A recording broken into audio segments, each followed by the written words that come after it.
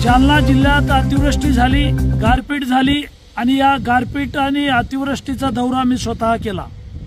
जिल्हा अधिकारी यांच्या कार्यालयात जिल्हा अधिकाऱ्याबरोबर मीटिंग केली। कृषी अधीक्षक, जिल्हा अधिकारी, जिल्हा परिषद सीओ यांच्याबरोबर चर्चा केली। जिल्हा अधिकाऱ्यांनी दौरा केला, त्याचा अहवाल तयार झाला आणि शासनाकडे पाठवला।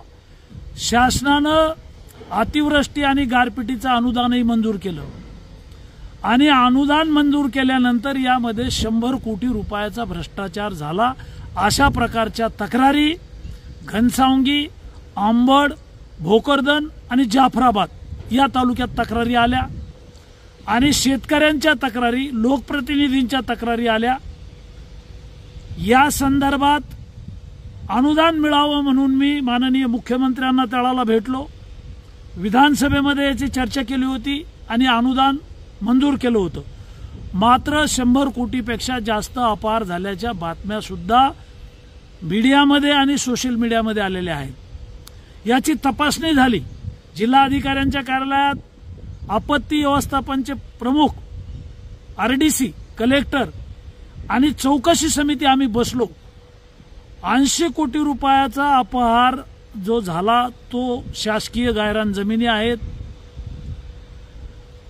गावठाण जमिनी आहेत, याच्यावरती बोगस याद्या तयार करून पैसे उचललेले आहेत। एका तालुक्यात 80 कोटीचा अपहार झाल्याचं कलेक्टरनं त्या दिवशी मान्य केलेलं आहे। भोकरदन, जाफराबाद तालुक्यातल्याही अशा तक्रारी आहेत। जिल्हाभरातल्या तपासण्या चालू आहेत। 100 कोटीपेक्षा अधिकचा भ्रष्टाचार झाला याची चौकशी चालू आहे। नुसतं ग्रामसेवकला, तलाट्याला आणि कृषी सहाय्यकाला निलंबित करून त्यांच्यावर कारवाई करून भागणार नाही।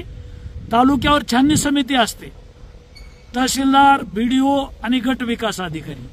जिल्ह्यावर छाननी समिती असते, जिल्हा अधिकारी, मुख्य कार्यकारी अधिकारी, जिल्हा परिषद आणि अधीक्षक, कृषी अधीक्षक, ह्या 3 तपासण्या असताना भ्रष्टाचार झाला कसा याची सखोल चौकशी झाली पाहिजे आणि या छाननी समितीवर सुद्धा कारवाई झाली पाहिजे अशी मागणी माननीय मुख्यमंत्र्यांकडे मी केलेली आहे। आम्ही विधानसभेत तारांकित प्रश्न, लक्षवेधी लावणार आहोत।